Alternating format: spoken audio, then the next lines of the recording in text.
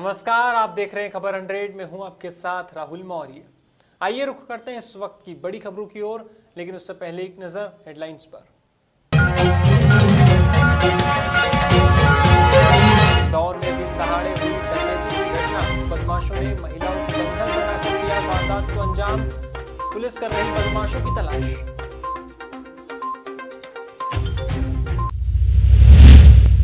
पूरे विश्व में धूमधाम से मना गुरु नानक देव का प्रकाश पर्व, देवास में निकाली गई 7 दिवसीय प्रभात फेरी, अखंड पाठ का हुआ आयोजन।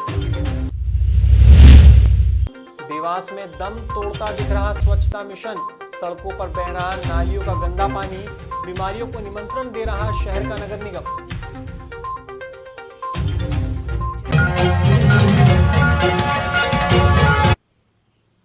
मध्य प्रदेश की आर्थिक राजधानी इंदौर अब क्राइम कैपिटल बनती जा रही है। इंदौर में अपराधियों का हौसला इतना बुलंद है कि अब शहर में दिन दहाड़े डकैती जैसी वारदात हो रही है। ताजा मामला गुरुवार दोपहर का है, जब भंवरकुआ थाना क्षेत्र के भूलाराम उस्ताद मार्ग पर रहने वाले पंडित जयप्रकाश वैष्णव के घर दोपहर को आधा दर्जन नकाबपोश हथियारबंद बदमाश घर में घुस गए और परिवार की महिलाओं को गन पॉइंट पर रखकर कुछ ही देर में लाखों का माल समेटकर मौके से फरार हो गए। दिन दहाड़े हुई इस घटना से पूरे क्षेत्र में सनसनी फैल गई है। वहीं भंवरकुआ पुलिस ने मौके पर पहुंचकर जांच पड़ताल शुरू की है और बेटी को गन पॉइंट पर रखा और महिलाओं को बंधक बनाकर लाखों का सामान समेटकर आरोपी फरार हो गए हैं। इस मामले को गंभीरता से लेते हुए पुलिस ने भी अपनी जांच पड़ताल को तेज कर दिया है। 1 बजे की घटना है। करीब 6 लड़के आए और आते से वो अंदर घुसे। उन्हें बाकायदा मास्क पहन कर रहे थे, एक के हाथ में रिवाल्वर थी, 5 के हाथ में चाकू थे। वो आते से घुसे।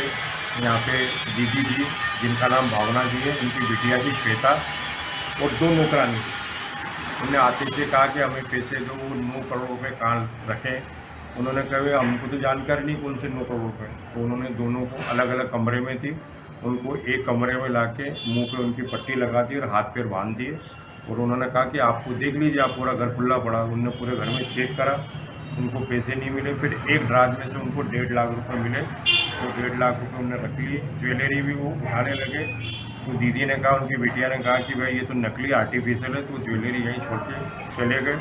बाद में उनकी बड़ी बिटिया आई नेहा, वो जब ऊपर आई तो उसके भी उन्होंने मुंह बांध दिया और हाथ बांध दिए। एक उनकी मतलब यहाँ पीछे में किराएदार से रहती, वो बिटिया भी जब आई, उनको जानकारी लगी कोई हल्ला हो रहा, तो उसको भी हाथ मुंह बांध दिए। और करीब ये 20-25 मिनट ये घटना घटी और पूरे कैमरे के अंदर आते हुए जाते हुए दिख रहे, पूरी घटना उसके अंदर कैद है। और ये घर के इस मामले में परिजनों के मुताबिक बदमाश चर्चा कर रहे थे कि घर में 9 करोड़ रुपए रखे हैं। वे अपने साथ 6 से 7 बैग लेकर आए थे। सभी का चेहरा हेलमेट से ढका हुआ था और कपड़े से कवर किया हुआ था। वे ज्वेलरी भी लेकर जा रहे थे, लेकिन जब उनसे कहा गया कि ये नकली है तो वे लोग छोड़ गए। वहीं पुलिस ने घटनास्थल से मौजूद सीसीटीवी फुटेज बरामद किए हैं, जिसमें नकाबपोश बदमाश नजर आ रहे हैं। ऐसे में अब पुलिस की जांच पड़ताल भी तेज हो गई है। आपको बता दें कि घटनास्थल पर पुलिस के आला अधिकारी भी पहुंचे थे, जहां शिकायत के बाद पुलिस ने फुटेज के आधार पर इन बदमाशों की तलाश शुरू कर दी है। जैसा आप सबकी जानकारी में आया है, जयप्रकाश जी वैष्णव के घर पर दोपहर 1:30 बजे करीब 4 अज्ञात बदमाश आए और संभवतः उनके पास ऐसी कोई सूचना थी कि इनके घर में बहुत पैसा रखा है। उसके आधार पर उन्होंने परिवार वालों से पूछा और बाद में जो उनकी सूचना थी वो तो गलत थी, परंतु परिवार में रखे हुए लगभग 1.5 लाख रुपये करीब लेकर चले गए। पुलिस को कुछ जानकारी मिली है, उन भी ध्यान कर दी। पत्नी के घर छोड़कर चले जाने के गम में एक युवक ने एसिड पीकर आत्महत्या कर ली। रखी एसिड की बोतल पी ली, जिसके बाद उसकी तबीयत बिगड़ने पर उसे तत्काल उपचार के लिए एमवाय अस्पताल ले जाया गया, लेकिन कुछ ही देर बाद इलाज के दौरान रितेश की मौत हो गई। रितेश ने इलाज के दौरान दम तोड़ दिया। आत्महत्या की वजह विवाद के बाद पत्नी का घर छोड़कर चला जाना बताया जा रहा है। इसी के गम में युवक ने एसिड पी ली, जिसके बाद उसकी मौत हो गई है। अब इस पूरे मामले को गंभीरता से लेते हुए पुलिस ने मर्ग कायम किया है और जांच पड़ताल शुरू की है। मेरा छोटा भाई है। क्या नाम है? रितेश। क्या वजह हो गई इन्होंने छुट्टी दी? उसकी मिसेस कहीं चली गई थी तो 4 दिन तक वो इधर उधर ढूंढते रहा। उसके बाद में फिर रिपोर्ट लिखाने गया था तो ड्रिंक पी ली उसने, तो फिर वहाँ थाने पे रिपोर्ट नहीं हो पाई कि आपके नशे कम होंगे तभी रिपोर्ट लिखेंगे, अभी गुमशुदा की रिपोर्ट अभी नहीं लिखेंगे हम। तो वो गुस्से के मारे घर आया और घर आके ने एसिड पी लिया। कहाँ चले गई थी उनकी पत्नी? पता नहीं सर। ये क्या करते थे? ये बेलदारी का काम करते थे, मजदूरी का। कहाँ के रहने वाले हैं? सूर्यदेव नगर रहते हम। ये कोई अज्ञात वस्तु खाने से दिनांक 12/11 को 21 को MIH में भर्ती हुआ था। दौरान इलाज आज कल दिनांक 18/11/21 को मृत्यु हो गई है। इसका PM कराया जा रहा है। क्या करता था मृतक? मृतक मजदूरी करता था। क्या वजह सामने आई? परिजन यही बता रहे हैं कि शराब वराब पीता था, पी ली थी उस दिन और घर पे आके कुछ खा लिया था और बाद इलाज के लिए MIH लाए थे। एक और पूरे भारत में स्वच्छता की अलख जगाते हुए स्वच्छ भारत अभियान चलाया जा रहा है, वहीं दूसरी ओर देवास में सड़कों पर नालियों का गंदा पानी बह रहा है। देवास के वार्ड क्रमांक 38 पुराना बस स्टैंड के श्री मनकामेश्वर महादेव मंदिर के सामने 4 से 5 दिनों से गंदा पानी बह रहा है, जिससे आसपास के रहवासी और व्यापारी परेशान हैं। रहवासियों ने बताया कि बस स्टैंड और आसपास स्थित कॉलोनियों का गंदा पानी पुराने बस स्टैंड की नालियों से सड़क पर कई दिनों से बह रहा है।